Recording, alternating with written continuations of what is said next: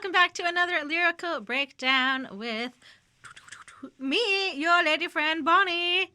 What's up? How you guys doing? I'm doing well. Yeah.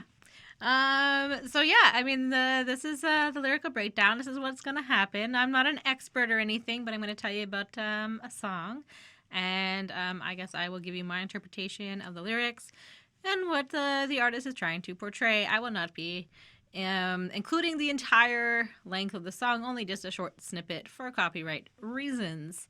For those of you who like to complain about that kind of thing, or not, I mean, whatever. I guess it's a concern. So this week I am doing someone who is pretty highly requested. There's a lot of different songs of his, to choose from, honestly. And so I just asked one of Holden's cousins to give me a list of a few of K-Rino's songs for me to look into, probably the best ones. And I picked from his list, and this is what we have today. So I am doing K-Rino's Valley of Decision. Valley of Decision. So it came off of his album Time Traveler, which came out on April 18th, 2006. So, I mean, it's an older song, but still totally relevant and still a question that everybody from, now until for probably a long time will ask themselves, and most people, I think, feel the battle within them between good and evil. And I think that's kind of what's going on in this song. So that's enough from me. Let's give this song a little bit of a listen, and then we can just jump right on into it.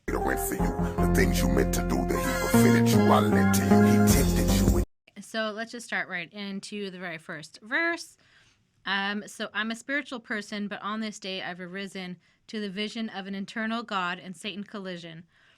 The fight to win me took place within me, and whoever I submit it to would ultimately choose where they would send me. I stood motionless, approaching this comatose with openness. Could only hope and wish for sanity when I awoke from this. I'm coping with the possibility of making the wrong choice. No reason to rejoice. I heard Satan speak in my own voice. So, I guess that's kind of scary, right? So he feels kind of trapped by his faith, I think. And I think that the arisen use is kind of based on Jesus, coming back from the dead, essentially. It's kind of what Easter and Passover or whatever is all about. I think. Don't quote me on that.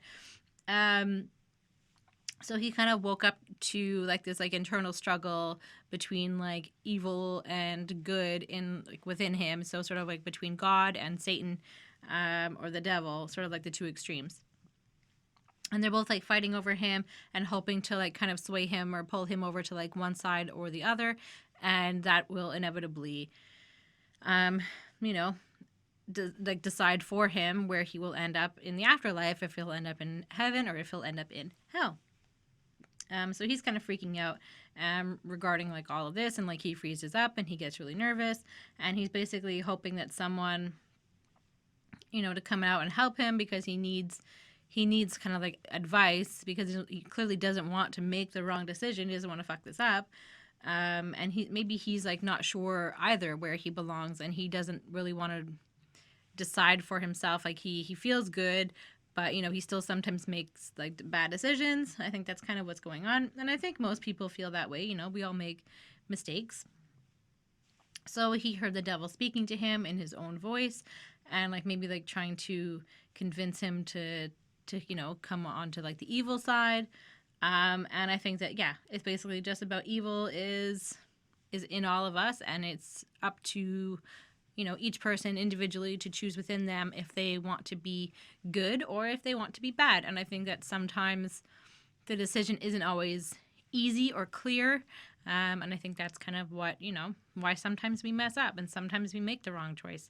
And, as long as you, I guess, keep trying to be good in spite of that. So we have the argument here is kind of what's going on for the rest of the song.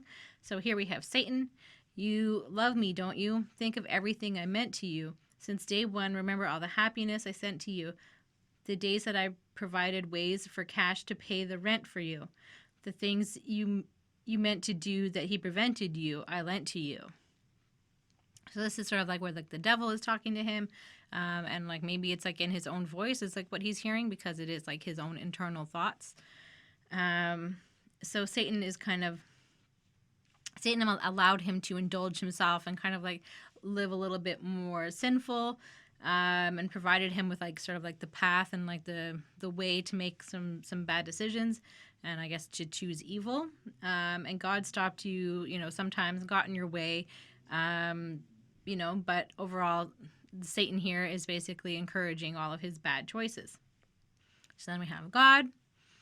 He tempted you and let worldly elements affect you. The thing that I prevented you were done so to protect you.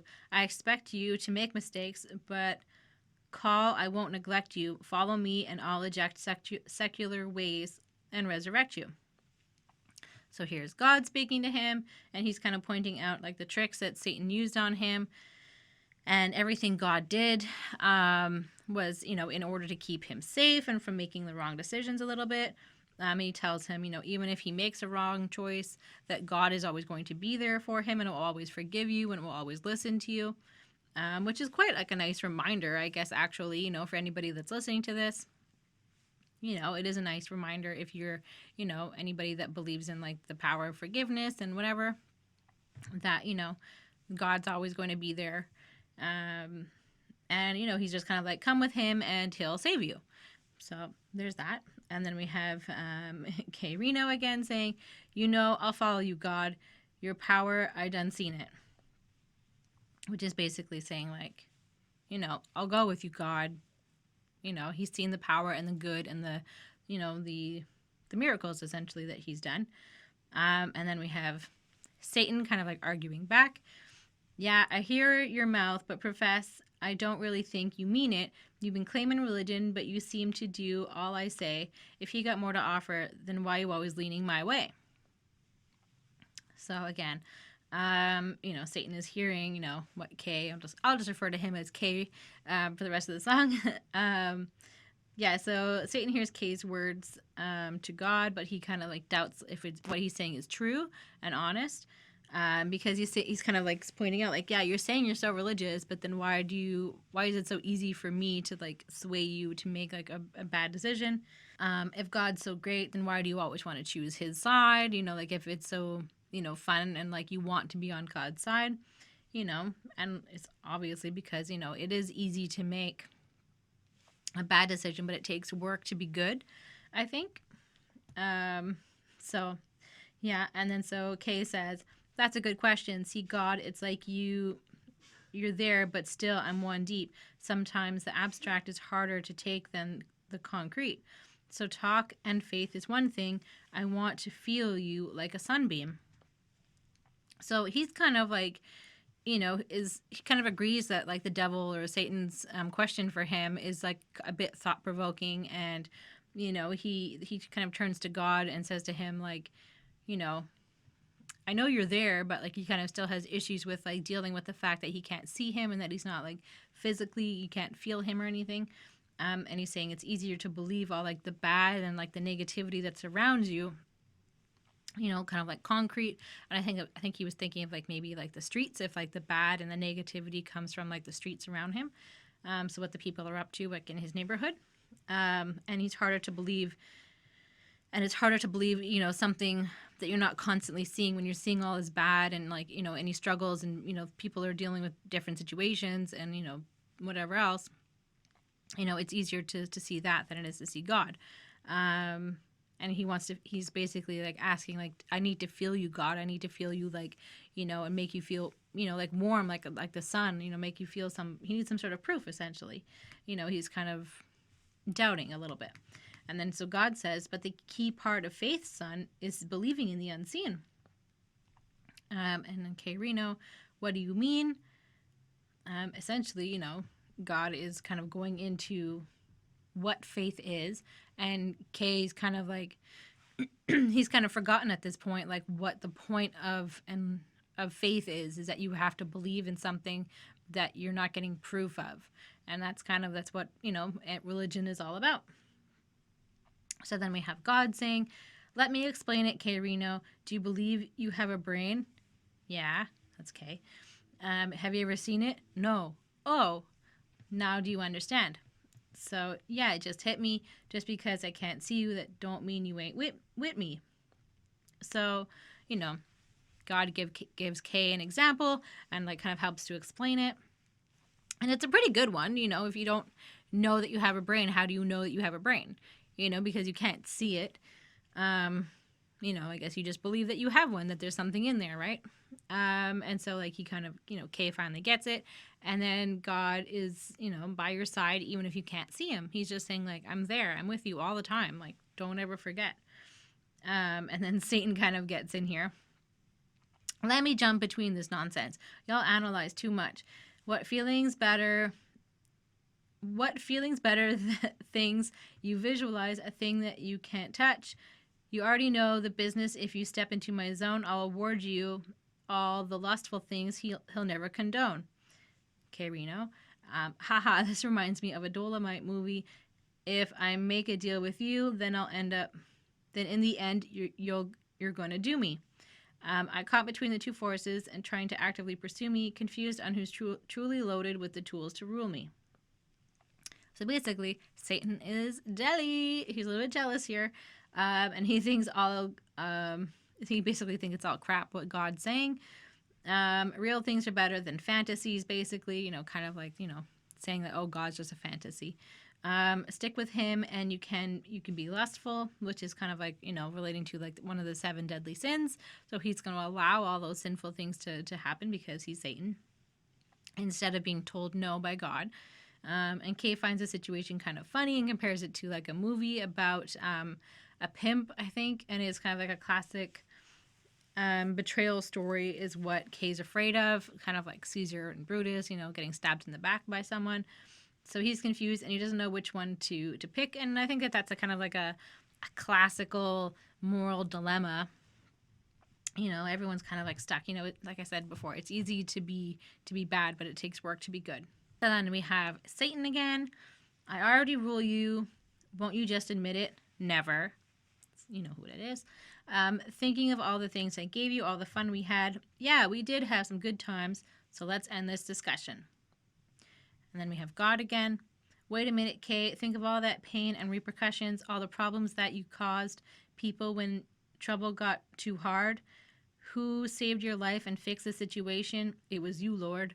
That's right, son. So come with me and I'll show you the real wealth. You bowing down to an eternity that's lower than yourself. So Satan knows that, he rules over Kay and he just wants him to know it, even though he won't admit it to himself. Saying that he had some good times doing like bad things together, so pick him, pick Satan. God argues back about the consequences and like the bad things and the negative things that happened because of his behavior, because of those choices, and how it affected people in his life. Just because you were feeling pressured from Satan. And then, in those like terrible moments when you felt really low and like you were really struggling, who was there for you? And, God's kind of like, remember, it was me. I did everything, I helped make everything better. And, he agrees. And he's kind of saying, like, don't lower your standards. Don't bow down to someone that's below you because, essentially hell is below you. And so why would, you should be bowing down to someone that's higher up, like God, essentially. And he's saying, like, come with him and you'll be, living in, like, the good life. There'll be all the goodness and positivity. And, that's, obviously the good side of things. That's going to be like heaven. So then we have Kay saying, yeah, that makes sense. I'll follow you. And then we have Satan with, like, who sounds like God. He's, like, disguising. He's pretending to be God. You made the right choice. You won't regret this. And then Kay saying, hold up, God. What's the matter with your voice? Satan again. Oh, I'm just a little hoarse, son, from all this debating. So sort of Kay agrees with God. So he's going to go with him. And then we have, Satan pretending to trick him into going with him, like to hell. But Cade obviously notices right away. And then like the Satan God, whatever, Satan obviously is kind of saying like, oh, my voice has changed because of all this arguing and whatever. And then Kay's like, God horse? Wait a minute. I've been tricked by this man. I've been tricked, man. This is Satan. You've deceived me and brought me here and made me follow wrong. Satan, yeah, the voice you thought was God was really me, was really my voice all along. And then Kay says, well, if that's the case, I didn't know, so God will still bless me. That means God was speaking in your voice and trying to test me. I guess at least I'm hoping that's the way it's got to be. So Kay knows right away it's the devil's trick. It's sort of like, whatever. He's obviously done something bad. Satan says that God's voice has really just been him the whole time, even though he was like tricked. Kay didn't make the wrong choice, and God will still forgive him and welcome him. He didn't mean to obviously choose Satan. He meant to choose God. And if Satan was speaking with God's voice, then God must have been speaking Satan's. He's hoping that he chose the right person. Obviously, it's kind of like a tricky situation. So then we have Satan's real voice next, saying, not necessarily actually Kay voice, both voices were me. And then Kay says, oh man, I've actually accidentally condemned my own soul. Gave it up to evil, knowing that ain't even how I roll. Yeah, I sin, but I love God, and that's who I submit to. God saying, I know, son, and that's why I came down here to get you. Kay's like, hold up now. Who is this? Now see, I'm getting confused. So it is kind of confusing, he's kind of going back and forth, and he's like, wait, who's who now? So Satan is basically like fucking with him, even more, telling him that both voices were him. Like it's all just some big trick, and Kay is getting kind of pretty upset at this point, as anybody would be, when you're arguing about like all eternity. It was an accident that he chose the devil, and he obviously didn't mean to. He's saying like he's made some mistakes, but his love is really for God. And we hear God saying, that's he came down here to save him. At this point, like Kay's just like, when he hears God show up, he's like very confused, and he's like, okay, like who's who? Like he doesn't know what's up. Okay, so we've got God speaking now. I'm the real God. This was a test, son. You made it through. Kay saying, how I know this ain't another trick, and what you say is true. God, once you claimed me, Satan lost all power over you, but he was never here in this case. I made it this hard. Kay saying, so you was God posing as Satan, doing an imitation of God, acting like Satan. That's too deep, but I'm glad it's all over. God saying, it's never over, because the real devil is always on your shoulder. So remember, every single trial that I put you through, if you was in the valley of decision, what would you do? So God is speaking to Kay at this point, saying that this was a test and that he passed. But Kay's really not so sure, if it's him or if it's Satan, and so one of them's playing the game with him. God is telling him that, he made the moment that he put his faith in God, that the devil could no longer like access him, basically, and could no longer could control him. And God made this choice like a difficult one for him, like just to keep him struggling a little bit. And then basically like this is like some like meta shit, because it's God playing Satan, playing God, and it's just like kind of like Inception or whatever. But it's never easy to pick, because in reality the devil is always on your shoulder. Someone's, there's always going to be bad that's trying to like pull you and like try to force you to make the wrong decision, and like those like testing moments in your life, and those moments of weakness where you feel like, the wrong decision is, or like the bad decision is going to be like your way out, but really, being positive and like, trying not to make bad decisions is obviously the right choice. And the way this ends seems very direct to like the listener, obviously, because we all have to choose, and in the end, based off of our own like behavior, who's going to have power over us in the very end. So really, it's down to each person to make their own decision as to where they're going to end up, I guess, if you believe in heaven and hell. So that's pretty much it. That's the whole song. So, I mean, it was interesting. Like, we were just kind of like, oh, essentially we could just like, scroll through like his entire, song lists and just like pick a random song and just break that one down. It probably would just be, just as interesting. There's a lot of his songs are, yeah, a lot of his songs are like, there's a lot to them. So, I mean, I guess somehow I lucked upon picking this one. And I mean, it was pretty straightforward. And it isn't something that we haven't heard about before. Like there is, I think, DMX with like Damien, and there are other ones who were kind of like talking about like their heaven and hell kind of feeling. Like there is a lot of people that, contemplate this. If you are, of any faith essentially that, believes in like God and believes in an afterlife, even people who believe in reincarnation, like you want to come back as something better. You want to be good in your life so that you can come back as, something that you really truly want to be and like have a better life in your next life. And I think that's, you just want to constantly keep being good. I think that's what everybody's trying to do.